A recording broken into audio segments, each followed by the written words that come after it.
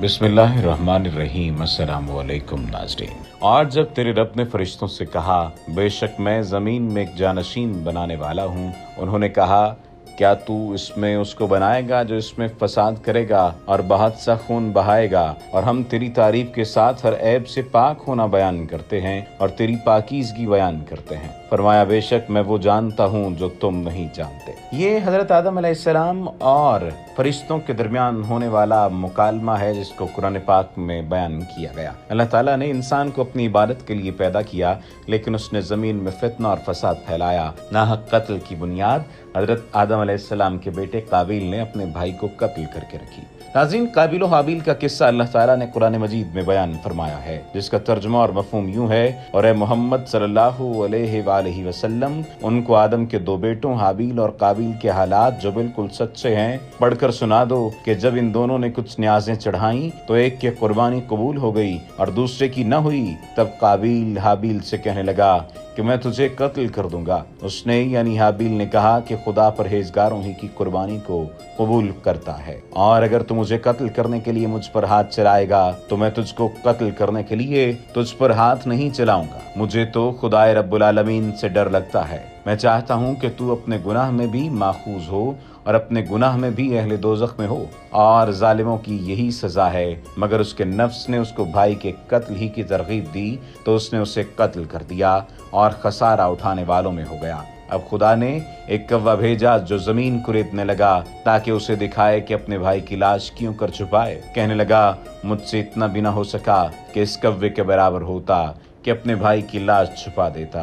फिर वो पशेमान हुआ। कई सहाबा किराम रिज़वानुल्लाह अलैहिम अजमईन ने बयान फरमाया है कि जब हज़रत आदम अलैहिस्सलाम के यहाँ औलाद का सिलसिला शुरू हुआ तो उन्होंने ये उसूल रखा कि उनका हर बेटा अपने बाद पैदा होने वाले भाई की बहन से निकाह करे। उन्होंने इसी उसूल के तहत काबिल को हुक्म दिया कि वो उसके बाद पैदा होने वाले भाई हाबिल की बहन से शादी करे, जबकि हाबिल की शादी काबिल की बहन से हो। लेकिन काबिल अकड़ गया और हाबिल के साथ अपनी बहन की शादी करने से इनकार कर दिया, यहाँ तक कि हाबिल को कत्ल तक की धमकी दे दी। हजरत आदम अलैहिस्सलाम भी हाबिल की काबिल की बहन से शादी के लिए स्टार फरमा रहे थे, लेकिन बात न बनी तो उन्होंने दोनों बेटों को हुक्म दिया कि अल्लाह के हुजूर कुर्बानी पेश करें। जिसकी कुर्बानी बारगाह इलाही में कबूल हो जाएगी उसकी बात मानी जाएगी। ये हुक्म देकर हजरत आदम अलैहिस्सलाम हज के लिए रवाना हो गए और अपने दोनों बेटों से कह गए कि वो अपनी अपनी अमलाक के अलावा दूसरे की अमलाक की भी हिफाजत करे। हाबिल तो आदम के इस हुक्म की तामील के लिए तैयार हो गया,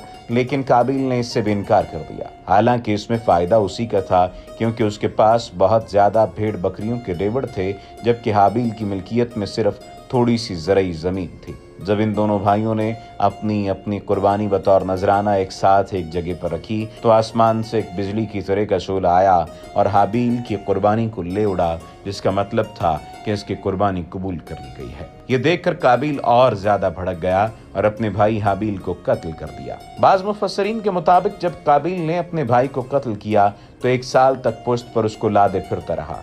कुछ का कहना है कि 100 साल तक उठाए फिरता रहा, यहाँ तक कि अल्लाह ताला ने 2 कौवों को भेज दिया। अहादीस में आता है कि वो कौवे दोनों भाई थे। फिर दोनों लड़ने लगे, हत्ता कि एक ने दूसरे को हलाक कर दिया। फिर वो कत्ल के बाद जमीन की तरफ झुका और उसको खोदने लगा। फिर गड्ढे में कौवे को डाला और उसको दफन कर दिया। जब काबिल ने ये सूरत हाल देखी तो पुकार उठा, हाय अफसोस कि मैं इस कौवे की तरह होने से भी आजिज हो गया कि अपने भाई की लाश को ही छुपा सकूं। फिर काबिल ने कौवे की पैरवी करते हुए हाबिल की लाश छुपा दी।